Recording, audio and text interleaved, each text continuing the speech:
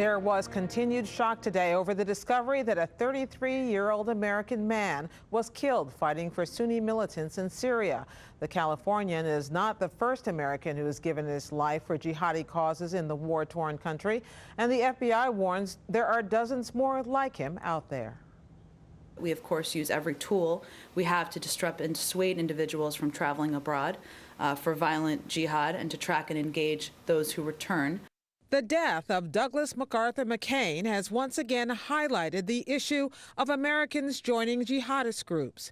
He reportedly died near Aleppo fighting with the Islamic State forces against the Western-backed Free Syrian Army. State Department spokeswoman Jen Psaki. We previously were aware of his presence in Syria and his affiliation with Isil. The 33-year-old McCain grew up in Minnesota and later lived in Southern California, attending San Diego City College. It's unclear exactly when he traveled to Syria, but online postings show he'd been drawn to the militants also known as Isil or ISIS. On Twitter, McCain went by the name Dwali Khalid.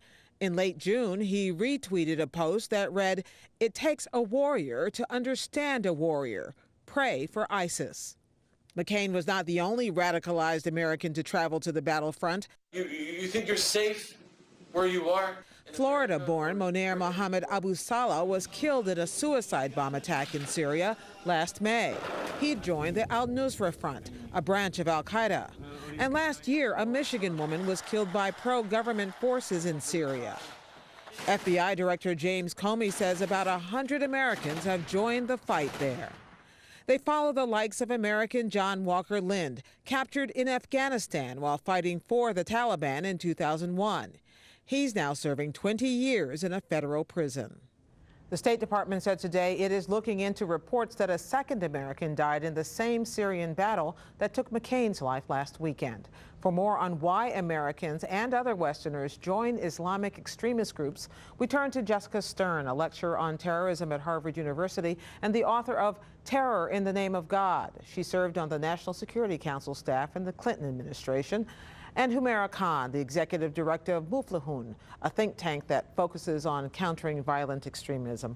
So how typical, Humaira Khan, is this? In terms of going off and trying to fight or join ISIS, trying to fight in Syria and Iraq, there is no nationality which is exempt.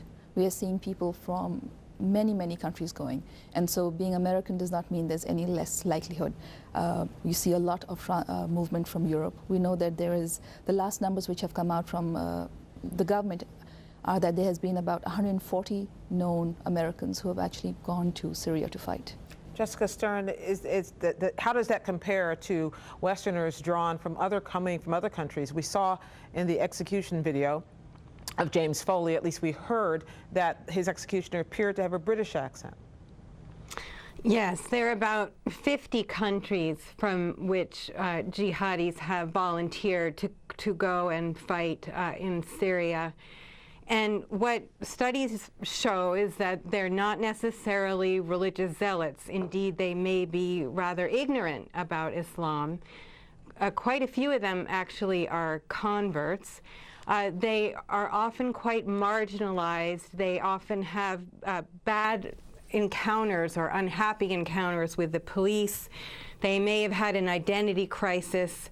They feel more connected with a group abroad than with their neighbors. What does it mean, Humaira Khan, that, as Jessica Stern says, that they are converts, so they are almost like people who quit cigarettes, and that they are more passionate about it than people who were born to it or people who never stopped? What is it about the conversion which might make some of these people more radical? I think it's conversion, but it's not just conversion, because we also see people who are culturally Muslim, right? And they actually haven't had much exposure to the traditional or classical teachings. And so this is a group which is, they have limited information about classical teaching of religion itself. They might have been committed criminal acts, they've been involved in all sorts of other problems in the past.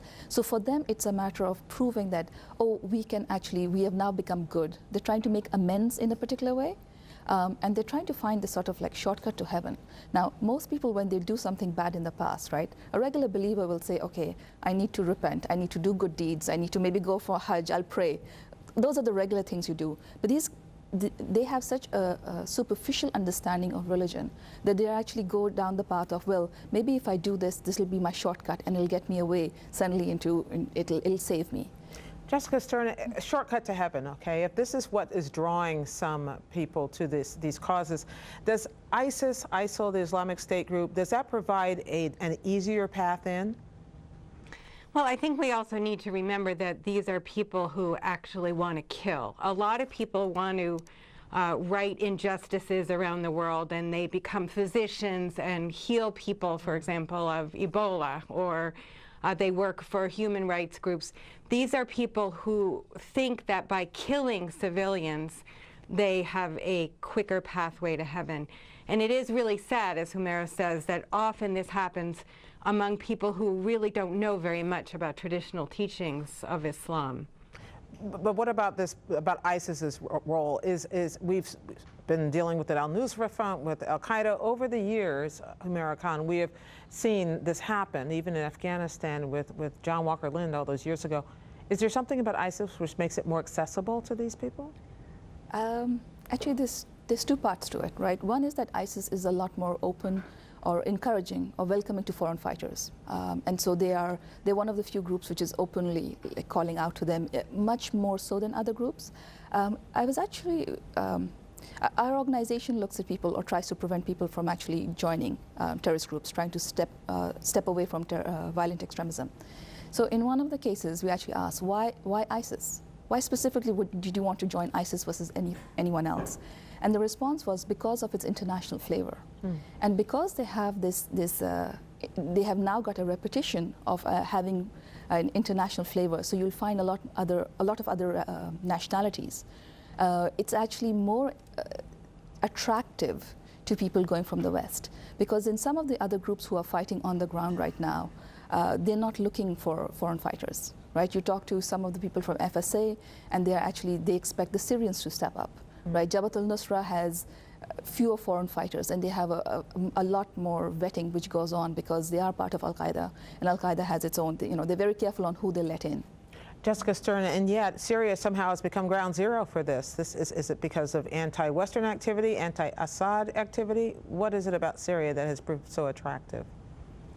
Well, I think that part of the answer has to be the sophisticated recruiting online presence. It's really quite extraordinary, the care with which these recruitment videos are made. And if you compare what those recruitment videos look like with the State Department's response online, you can see how much more sophisticated we really need to get to be in order to counter this really a kind of fad, a horrible fad. So Humaira Khan, this is not just people searching out and finding a group like ISIS. ISIS and groups like it are actively reaching out. Both, yes, because when people show that there's a willingness, that they have sympathies towards a cause, or they are sympathetic towards what's happening on the ground, then it's actually much easier for recruiters to find them, and then they'll groom them. So this is not an overnight process. They actually actively groom them, try to get them to trust it, build relationships, and then the conversations, right, which start off on social media, actually move offline. So then they start doing things like email, there's Skype, the personal relationship is built, and also that's how there's helping them or teaching them what they should do next. They're indoctrinating them in their ideology, right, completely changing, teaching them things which are, they can't distinguish right from wrong. And then they're actually helping them or trying to help them get into on-the-ground fighting. And Jessica Stern, Turkey, just logistically and physically, Turkey is the way in, that border for people to get where they want to be. Why is that? How is that? Because the border apparently is quite open. It's very hard to police that border, and ISIS is quite active in that area. So yes, that is one of the problems. It's unusually easy to get there for Europeans. And Jessica Stern, is the U.S. government on top of this? Is there any way of knowing whether we're watching this carefully enough? I am concerned that the U.S. government maybe wasn't really paying all that much attention until fairly recently. This has been going on since 2003, and I think we left Iraq quite precipitously. We weren't paying attention to what was going on, and of course ISIS, the Islamic State, comes directly out of a group, Al-Qaeda in Iraq, that was formed as a result of our invasion. It's not new. It's just a new name. This is what happens with Al-Qaeda related groups. They're constantly changing their names, merging, splitting, and so on. But this is not a new phenomenon. It didn't start when an American was beheaded. Jessica Stern, Harvard University, and Humaira Khan of Muflahun, thank you both very much.